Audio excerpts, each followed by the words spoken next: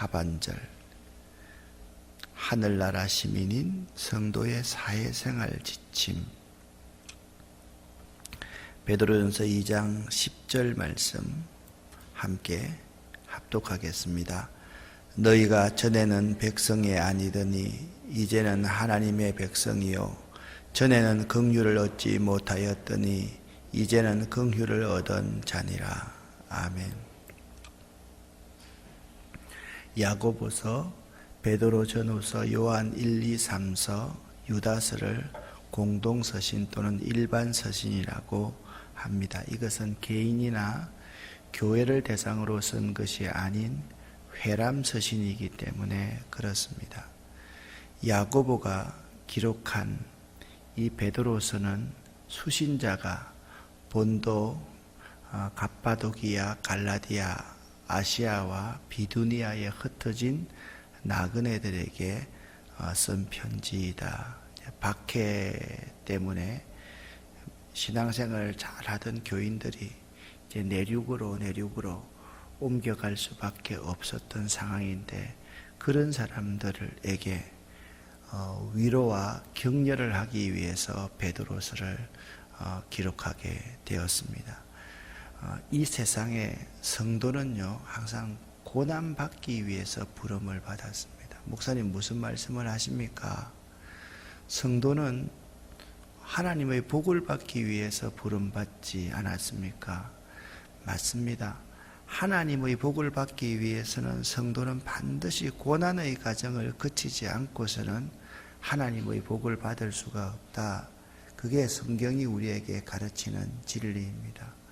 여러분 너무나도 잘 알고 있지 않습니까? 십자가 없는 부활이 있습니까? 없습니다. 땀 흘려 수고하지 않는 성공은 그건 성공이 아닌 것이죠.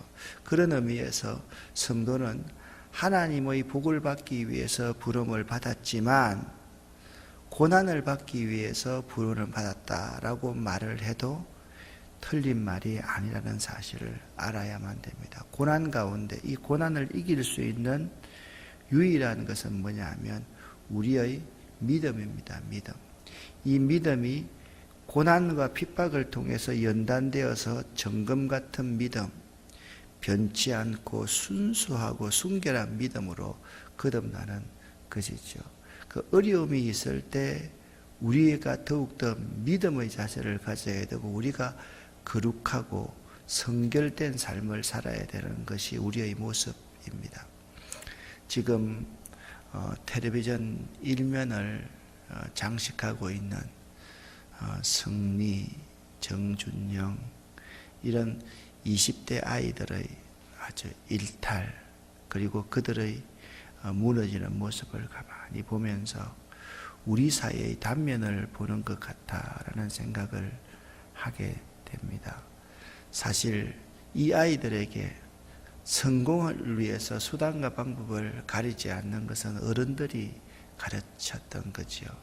20대 아이들이 뭘 알겠습니까? 그런데 수없는 언론의 기사에서 이 사회의 구조적인 문제를 하나도 언급하지 않고 이 아이 둘, 셋, 이 아이들의 일탈만 다루고 있는 모습을 보면서 참 안타깝다라는 생각이 들었습니다.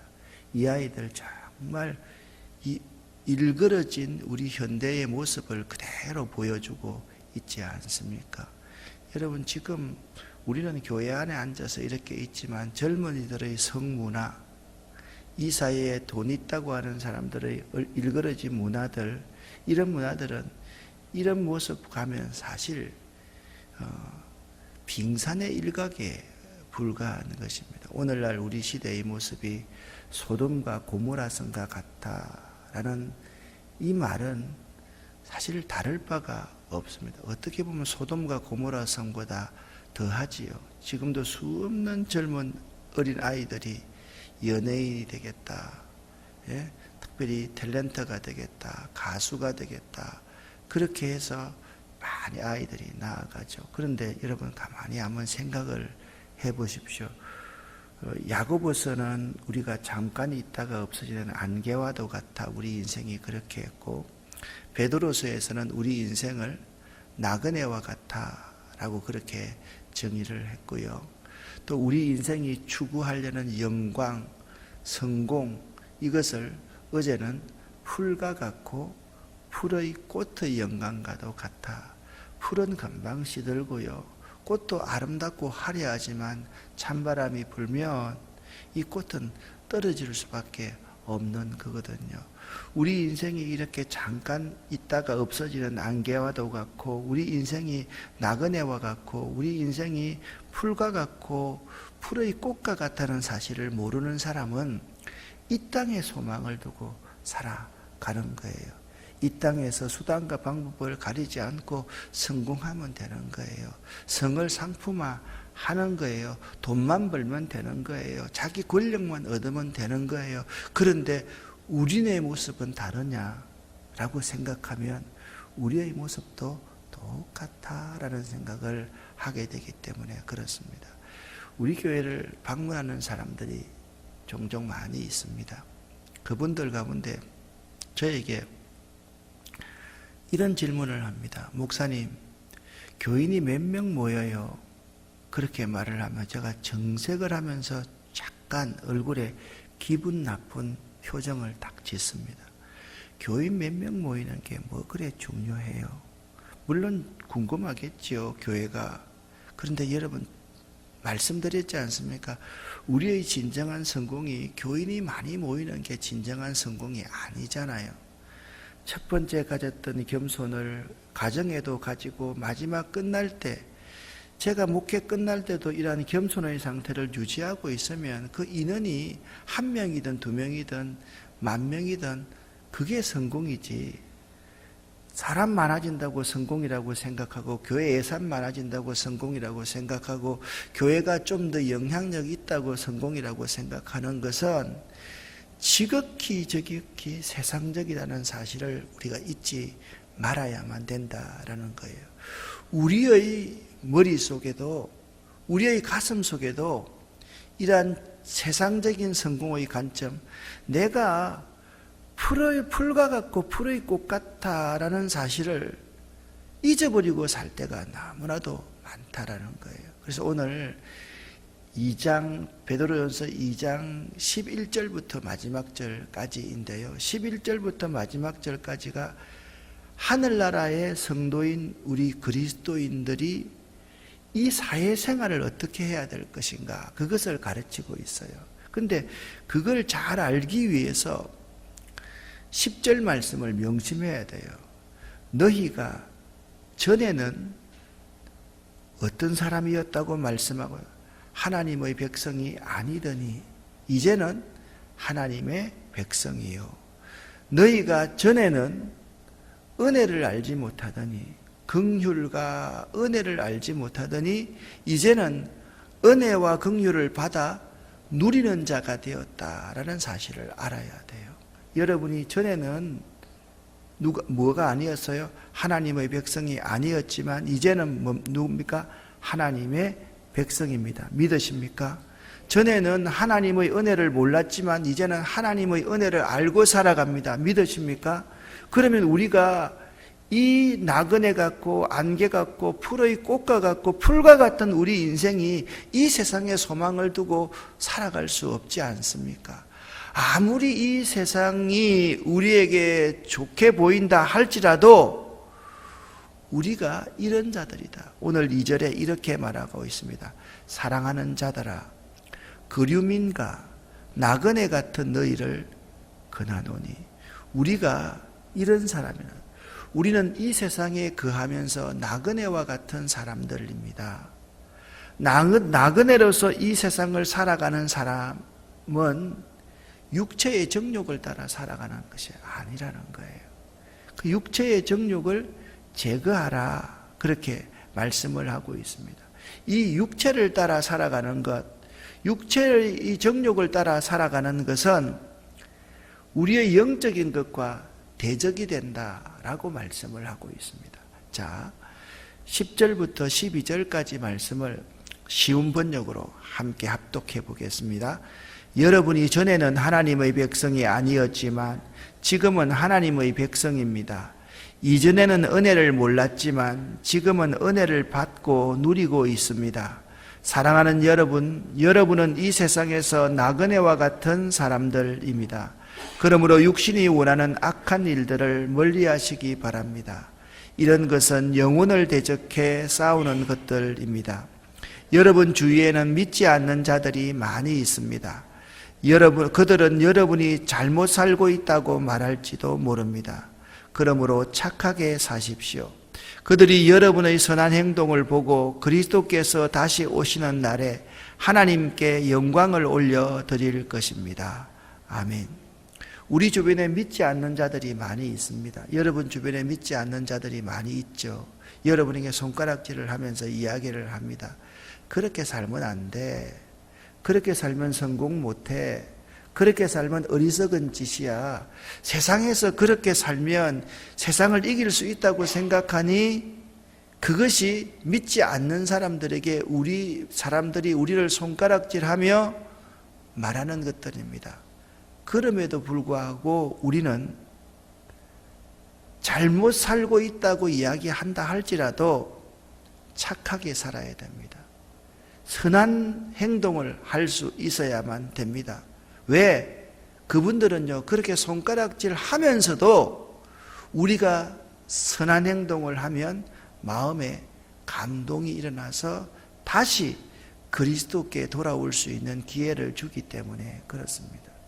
그들이 손가락질 하느냐, 손가락질 하지 않느냐, 그들이 우리를 좋게 보느냐, 나쁘게 보느냐, 거기에 신경 쓰는 문제가 아니라 내가 어떤 사람인지를 알아야 돼요.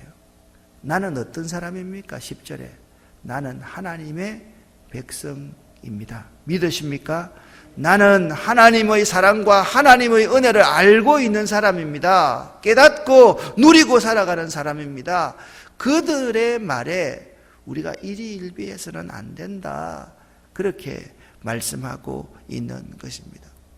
13절부터 18절까지 말씀을 다른 성경 해석들을 보면 권세 가진 사람에게 복종하십시오 라고 그런 타이틀을 잘 뽑아 놓습니다. 그런데 13절부터 18절까지의 말씀을 자세하게 살펴보면 똑같습니다. 권세 가진 자들 앞에서도 선하게 행동하십시오. 여기 이제 세상의 권위를 가진 사람들, 또 그들 스스로는 왕이라고 그렇게 말을 하는데요. 그들이 어떤 사람이냐? 이 앞구절에 보면 그들은 이런 사람입니다. 주위에는 믿지 않는 자들이 많이 있습니다. 그들이 믿지 않는 자들과 똑같은 사람들이라는 거죠. 믿지 않는 왕들, 믿지 않는 권위를 가진 사람들을 대할 때 우리가 어떻게 대해야만 되는가? 여러분, 이렇게 말씀을 하고 있습니다. 하나님을 섬기는 자로 생활을 하라. 그렇게 말씀하고 있습니다. 선하게 행동하라. 그렇게 말씀을 하고 있습니다. 자, 하나님을 섬기는 자로 행동하고 선하게 행동하는 것이 곧 복종하는 것이고 권위에 순종하는 것입니다. 무슨 말씀입니까? 여러분, 옛날에는 전제적인 왕권을 가지고 있었습니다. 그들에게 내가 바른 말을 하면 내가 어떻게 됩니까? 그 자리에서 목이 달아납니다. 그들을 섬길 수 있는 그러한 방법은 뭐냐면 나 자신이 인내하고 참으면서 선한 행동으로 그들을 바꿀 수 있지, 그들에게 대항해서 그들을 바꿀 수 있는 구조가 아니라는 것입니다. 여러분 보십시오. 앞에 12절까지에서도 그런 말씀을 했지만 우리들에 관해서 험담을 하는 사람들이 많이 있습니다. 우리 그리스도인들에 대해서 손가락질하고 야, 그렇게 사는 게 아니야, 그렇게 살면 안 돼 라고 말하는 힘 있는 자들이 우리 주변에 많이 있다라는 것입니다. 그들 앞에서 우리가 어떻게 생활해야만 할 것인가? 어리석은 사람들이 우리에게 지적질할 때 우리가 어떤 생활을 해야 될 것인가? 우리가 선하게 행동하는 것이 하나님의 뜻이라는 거예요. 하나님의 뜻이라는 거예요. 예수 그리스도의 삶을 보면 잘 알 수 있습니다. 세상 사람들이 말을 합니다. 예수처럼 사는 것이 맞는가? 사실 말이 안 되는 방법 아닙니까? 그런데 세상은요, 세상 사람들의 관점에서 볼 때 말이 안 되는 삶을 사는 그 사람에게 감동하는 것이 이 세상입니다. 여러분 잘 들으십시오. 세상은요, 말이 되는 사람들에게는 감동을 하지 않습니다. 그래서 그리스도인이라는 말이 어떤 뜻인지 알지 않습니까? 세상이 감당치 못할 사람이다. 로마의 시저의 군사와 구별된 사람이다. 그게 그리스도인이라는 사실입니다. 로마 황제들도 그리스도인들을 그렇게 잔인하게 박해하고 죽이면서도 그들 스스로가 그리스도인들을 두려워했다고 하지 않습니까? 왜? 죽음을 무서워하지 않으니까. 예수 그리스도를 포기하지 않으니까. 이야, 저 사람들 정말 대단하다. 죽이면서 그들 스스로가 그리스도인의 선한 행동을 보면서 감동해서 나중에 그리스도께로 돌아오는 것입니다. 우리가요, 예수를 잘 믿고 선한 행동을 하는 것이 자유인으로 사는 것입니다. 여기 자유인으로 사십시오. 이 자유인으로 산다는 것은 뭐냐 하면 그리스도 안에 사십시오. 그리스도가 내 삶의 주관자로 사십시오 라는 뜻입니다. 그런데 이 자유인으로 살라는 것을 잘못 이해하는 사람들이 있습니다. 여기 16절 중반절부터 보면 이렇게 말합니다. 그러나 자유를 잘못 사용하여 악을 행하는 구실로 삼는 사람들이 있습니다. 그 방종에 빠지는 사람 있죠. 오늘날 많은 젊은이들이 그럽니다. 내 인생 내가 살고 내 성을 내가 누리고 사는데 누가 무슨 간섭을 할 것이냐.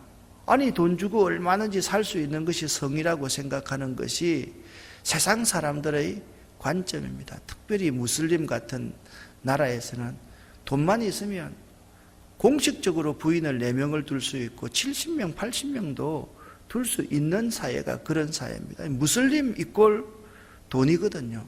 돈과 함께 권력과 함께 들어오는 것. 그게 이제 우리에게 참으로 무서운 건데, 이러한 사조가 우리 속에로 깊이 들어와 있다라는 거예요. 그러면 우리가 이런 세상 가운데서, 이런 세상적인 힘이 지배하는 가운데서 어떻게 살아야 되는가? 17절 말씀을 여러분과 제가 함께 읽어보겠습니다. 이렇게 살아야 됩니다. 이렇게 사는 겁니다. 같이 읽습니다. 모든 사람을 존중하고 하나님 안에서 형제 자매를 사랑하며 하나님을 두려워하고 왕을 존경하십시오. 아멘. 4가지를 말씀하고 있습니다. 모든 사람을 어떻게 알아요? 존중할 줄 알아야 된다. 내가 존중할 수 있는 사람을 존중하라는 게 아니에요. 모든 사람을 존중해야 돼요. 하나님 안에서 형제 자매를 진심으로 내 몸처럼 사랑해야 돼요. 그리고 하나님을 두려워해야 돼요. 여기 중요합니다. 왕을 존경하십시오 이전에 하나님을 두려워하고 왕을 존경하십시오. 그 말이 중요한 것입니다. 여러분 이 4가지를 잊지 마시기를 바랍니다. 비겁한 사람이 되어서는 안 돼요. 약한 사람을 짓밟고 강한 사람 앞에 머리 굽신굽신하는 정치인들 같은 사람 되어서는 절대로 안 됩니다. 여러분 말하지만은 우리가 싸워야 될 것은 정사와 건세와 이 공중 건세를 잡은 마귀입니다. 정사와 건세라는 것은 뭐냐면 이 권력 배후에는요, 이 권력을 움직이는 어마어마한 보이지 않는 세력들이 있습니다. 그들은 그들끼리 결혼하고요. 그들은 우리와 세상 관점이 완전히 다릅니다. 딴 세계에 살고 있는 사람들입니다. 그리고 정치 권력을 가지고 있고 경제 권력을 가지고 있는 사람, 언론의 권력을 갖고 있는 그러한 사람들입니다. 그리고 공중건세를 잡은 자들입니다. 근데 많은 우리 그리스도인들이 정치인의 하수인이 되어가지고 내 지역이면 무조건 찍는 그런 어리석은 행동들을 사실 우리 가운데 많이 하고 있습니다. 모든 사람을 존중해야만 합니다. 하나님 안에서 형제 자매를 내 몸처럼 사랑해야 됩니다. 하나님을 두려워할 수 있어야 됩니다. 그리고 왕을 존경할 수 있고 주인을 존경할 수 있을 때 우리의 행동이 선한 행동이다라는 사실을 알아야 됩니다. 무조건 복종하는 것이 아니라 권세 가지고 갑질하는 사람 앞에서 우리들이 선하게 행동해서 예수님처럼 십자가에 죽더라도 선한 행동을 해서 그들을 바꾸어 갈 수 있는 우리로 살아야 된다. 성경은 그렇게 말씀하고 있는 것입니다. 우리는 고난받기 위해서 부름을 받았다라는 사실을 알아야만 합니다. 자, 보십시오. 20절 말씀에 이렇게 말합니다. 죄가 있어 매를 맞고 참으면 우선 칭찬이 있으리요. 그러나 선을 행함으로 고난을 받아 참으면 이는 하나님 앞에 아름다우니라. 더 충격적인 말씀은 21절 말씀입니다. 고난을 위하여 너희가 부르심을 받았으니 그리스도도 너희를 위하여 고난을 받아사 너희에게 본을 끼쳐 그 고난의 발자취를 따라오게 하셨느니라. 그렇게 말씀하고 있습니다. 그래서 우리가 그리스도의 고난을 본받는 사람, 이 고난에 대해서 이 가르침을 정리해야 될 필요가 있겠습니다. 이렇게 한번 정리해 보았습니다. 첫 번째, 같이 한번 읽겠습니다. 자신의 잘못으로 인해 받게 되는 형벌은 감수해야만 하며 그것은 고난이라고 할 수 없습니다. 여기에 대해서는 이론이 없을 겁니다. 내 잘못으로 받는 고난이 무슨 고난입니까? 그는 형벌을 받고 매를 반드시 맞아야만 합니다. 두 번째, 애매히 혹은 선을 행함으로 고난을 당할 때는 참아야 합니다. 이것이 아름다운 것이 됩니다. 이것이 은혜가 됩니다. 세상 살 때 애매히 선을 행하다가 고난 당할 때가 참 많습니다. 이럴 때는 어떻게 하라? 참는 것이 아름답다라고 오늘 성경은 말씀하고 있습니다. 세 번째, 그렇게 참아야 되는 것은 우리가 고난을 위하여 부름받았기 때문입니다. 아멘. 우리가 그러니까 고난 없는 영광이 없어요. 땀 흘리지 않고 성공하겠다는 것은요, 그건 신앙이 아니에요. 그건 도둑 신포예요. 어떻게 땀을 흘리지 않고 성공을 할 수 있습니까? 그런 방법이 지금 세상이 취하는 방법 아닙니까? 고객을 위해서 성접대를 해서 그 고객 마음을 움직여가지고 돈 벌겠다는 그런 신포 아닙니까? 정말 이 사회에 고난을 위해서 부름받았다고 생각하는 사람이 없는 거예요. 여러분, 땀 흘리지 않는 성공은 성공 아닙니다. 그건 저주입니다. 노력하지 않는 성공은 저주입니다. 컨닝해서 좋은 대학 들어가면 그게 성공입니까? 저주입니다. 그걸 여러분과 제가 알아야만 합니다. 네 번째, 함께 읽습니다. 그렇게 참을 수 있게 되는 것은 곧 하나님을 생각함으로 가능합니다. 그분은 우리에게 꼭 필요한 것을 주시며 고난 속에서도 함께해 주시고 우리를 지키시며 모든 눈물을 씻어주시는 참으로 좋으신 분이시기 때문입니다. 아멘. 하나님은 어떤 분입니까?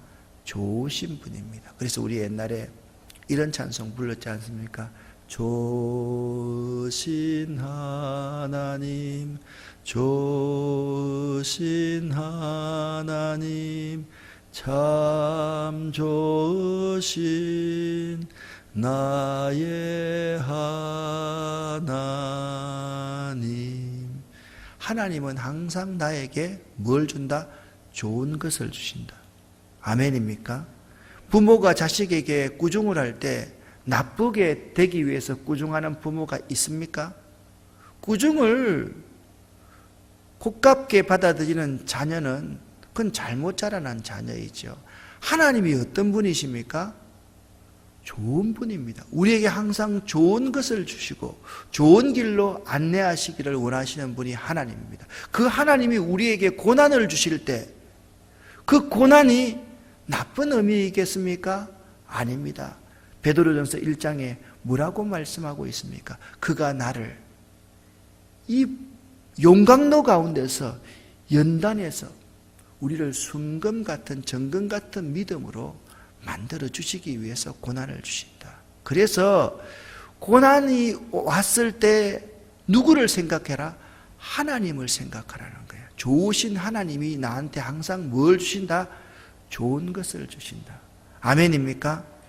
하나님 생각하지 않으니까 고난이 오면 원망하고 또한 불평하게 되는 것입니다.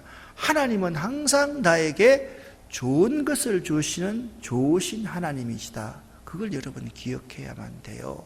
마지막 5번째 함께 읽습니다.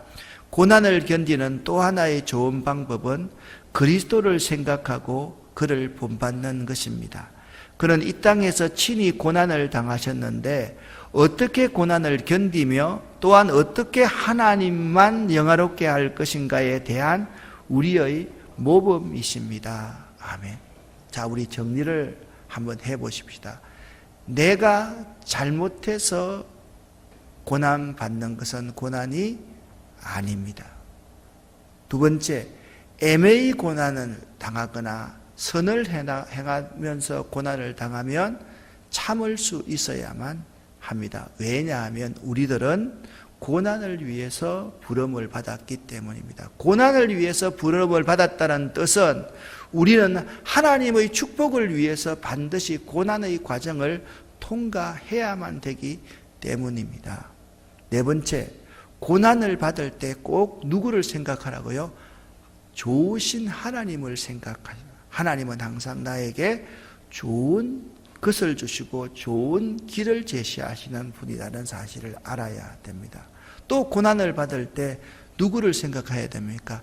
예수 그리스도를 생각하며 예수 그리스도를 본받아 가야만 되겠다라고 생각하는 여러분 되시기를 예수 이름으로 간절히 축원합니다. 전체적으로 딱 한 가지입니다. 고난 받을 때 좋으신 하나님을 생각하라.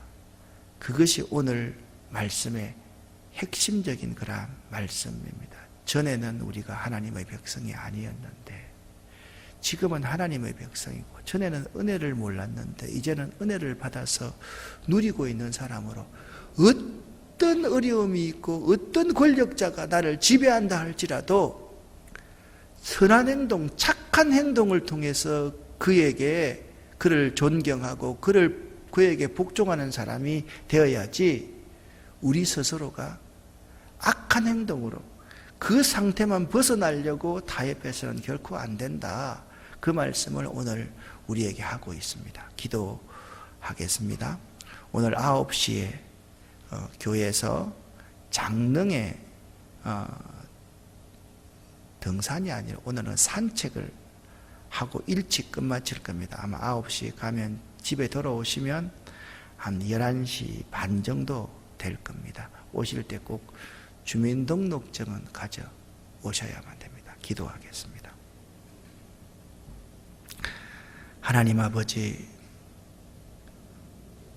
고난을 당할 때 참을 수 있게 하시고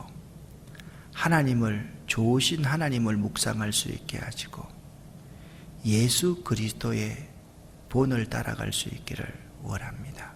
우리 가운데 고난 가운데 있는 성도들이 있습니다. 이 고난을 통하여서 하나님의 놀라운 복을 받는다는 사실을 꼭 명심할 수 있도록 도와주시옵소서. 토요일입니다.